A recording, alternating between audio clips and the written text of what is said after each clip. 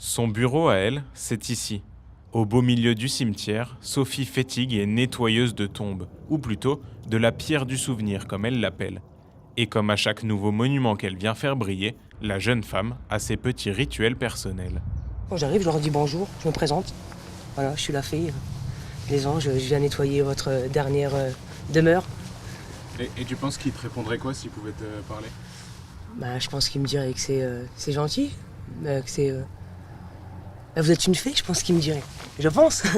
La fée des anges, c'est désormais le nom professionnel de Sophie. Cette idée de nettoyer tombes et monuments funéraires a germé dans son esprit suite à la perte d'un proche. Ma femme a perdu son grand-père au mois de janvier. Du coup, c'était compliqué. Et le fait de voir sa grand-mère qui peut plus se rendre... Elle peut se rendre au cimetière, mais elle ne peut pas nettoyer le monument. Du coup, c'est là en fait que ça s'est déclenché, quoi. Là, c'est vraiment très sale, quoi. Après, c'est tout, hein, c'est... Mais bon, avec l'éponge, avec le produit, normalement, ça part super bien. La plupart du temps, Sophie nettoie effectivement les tombes pour des familles qui ne peuvent plus s'en occuper. Et forcément, c'est un geste qui émeut les proches. Jusqu'à maintenant, c'est nous qui nous occupions de nos anciens. Et qu'une personne comme elle fasse ça, ça nous a touchés énormément. Il faut des gens comme ça. C'est une bosseuse. On a des beaux résultats et puis ça manque du personnel comme ça.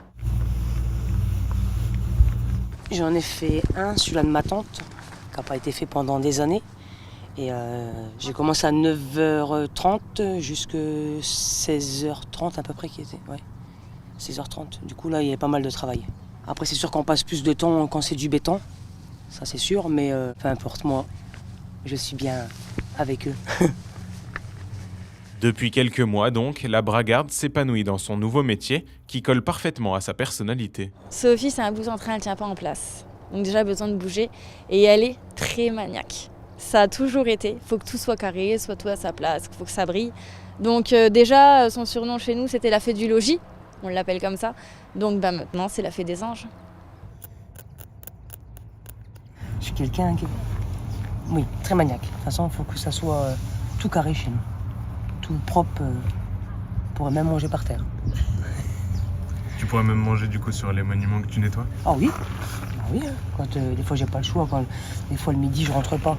Et du coup, si je prends un sandwich, je mange à côté d'eux.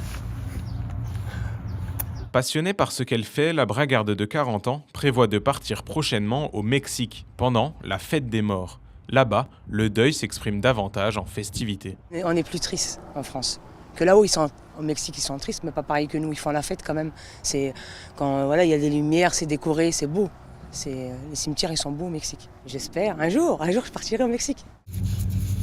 D'ici là, Sophie va continuer de prendre soin des tombes de la région pour que jamais ne s'éteigne la flamme du souvenir.